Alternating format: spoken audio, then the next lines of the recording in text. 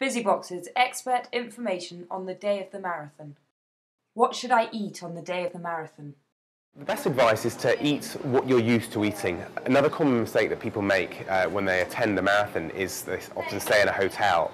And staying in a hotel, they might try the local fry-up breakfast. Unfortunately, that has a nasty habit every now and again of, how should I put it, going straight through you when you least want it to. And certainly the last thing you want to happen is come mile 3 of the marathon, all of a sudden realise you need to use one of the very scarce portaloos. So the best advice I can give really is to always stick with the foods that you've been using and eating throughout the whole of your preparations.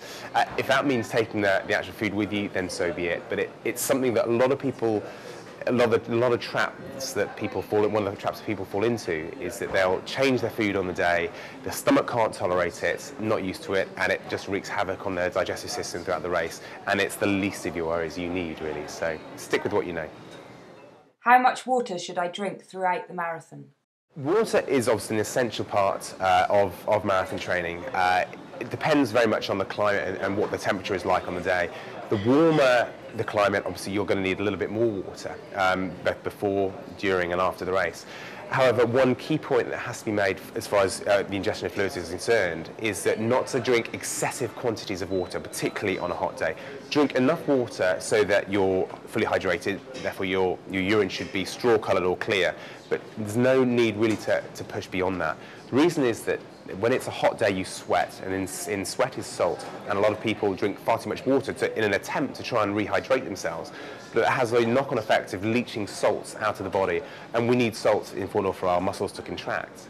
The cases of something called hyponatremia, where your body gets rid of excessive amounts of sodium in the body, are creeping up year on year, and unfortunately people do die because of hyponatremia. So it's really important to drink plenty of fluid, but also take on sports drinks, which also contain electrolytes such as sodium and potassium. Should I drink energy drinks? Energy drinks, certainly on the day of the marathon, are essential. There are generally around about five stops where you can take energy drinks, and it's a good idea really to take on the energy drinks to replace lost fluids and to replace lost electrolytes.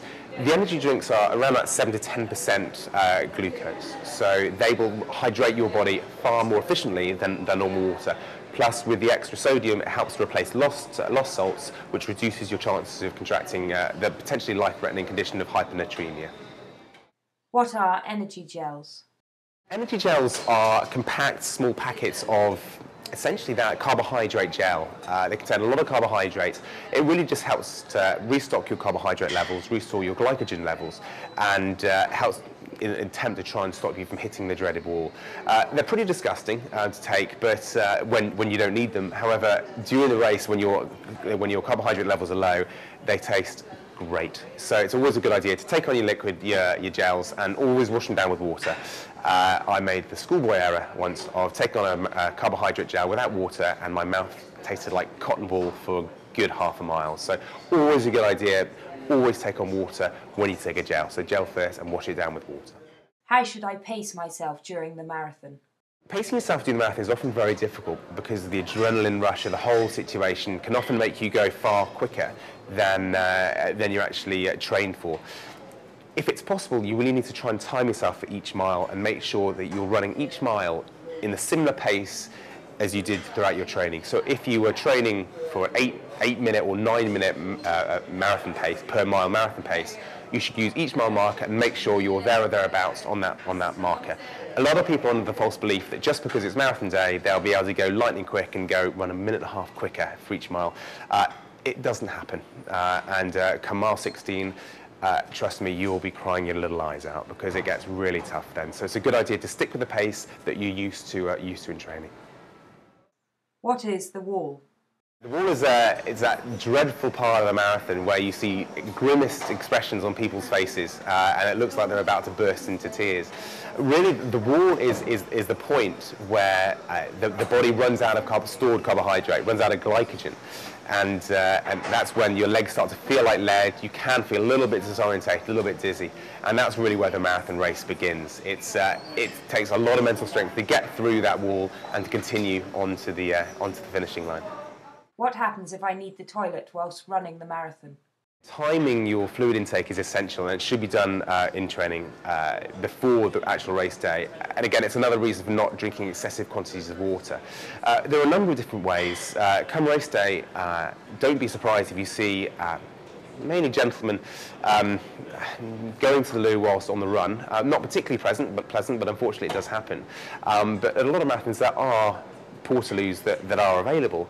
However, because a lot of people make the same mistake and drink far too much, there's often a queue. So the best way really to prevent using the toilet is to prepare well and make sure you don't overhydrate. Make sure your urine is straw-coloured or clear before the race, and stop drinking fluid then.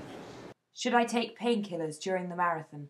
It's not not really advised to take painkillers throughout the race. The problem with painkillers, certainly anti-inflammatories, is they will actually make your insides bleed. Your gut will bleed when you take anti-inflammatories, which is not good at the best of times. But obviously, when you're running, it can cause cramps and really quite unpleasant. So, painkillers won't do anything during the race, and certainly come mile 20, nothing's going to take the pain away. What should I do when I finish the marathon? Ultimately, the thing to do is replace lost fluids. No matter how much fluid you took on during the race, you'll still be very dehydrated. So it's a good idea to replace the lost fluids that you've lost throughout the race with a sports drink to make sure you're getting the electrolytes in. And as soon as you can as well, have a carbohydrate-rich food. Bananas are fantastic, or something along those lines. I wouldn't advise beer, although I have seen a number of people after a race knock back a beer or two. Not advisable, but understandable after what you've just achieved. But professionally, I should advise a sports drink. Do I need to wrap myself up immediately after the marathon? The wraps just help to insulate you and to keep you warm. It's a bit of a shock for the body once you slow down. So they're a good idea if they're available for you. Wrap them around you to stop you cooling down too quick. Insulate the heat, and you'll be absolutely fine. As a first-time runner, what time should I aim for? First-time runners, often for the marathon, the magical 4 hours is the big one to try and break. However, it's quite a difficult one to do for the first time. If you feel your training's going well and you're running around about 9-minute miles, then absolutely 4 hours is a great target to achieve. However, 4.5 hours is a more than respectable time. But to be honest, for the vast majority of people, finishing the race is something that about 1% of the population have done. So it's a good idea ultimately to think about finishing the race first. And if you do enjoy the experience, which you should do, then it's a good idea then to aim for a time next year. If you're not sure about times, I'd go for the experience first of all, and then follow up the next year with an aim for a time. But if you can do the 4 hours, you've run a good marathon. What happens to my body after running a marathon? A lot of people just find the marathon affects them in very different ways. Some people can't walk properly. It's a huge shock to the body, and it's often a case in the latter stage of the marathon. A lot of people sadly can't stand up and do faint through sheer exhaustion, often dehydration and lack of blood sugar, so they've gone hypoglycemic. So, which is why you have to take all these precautionary measures by taking on the carbohydrate gels, taking on the sports drinks to try and prevent that happening. So after the race, you really have to respect the body, replenish it with lost nutrients through the sports drinks, fluids, and some carbohydrates to make sure your blood sugar levels are raised back up again. Because no matter what happens, you'll be dehydrated and your blood sugar levels will be dangerously low. www.busybox.com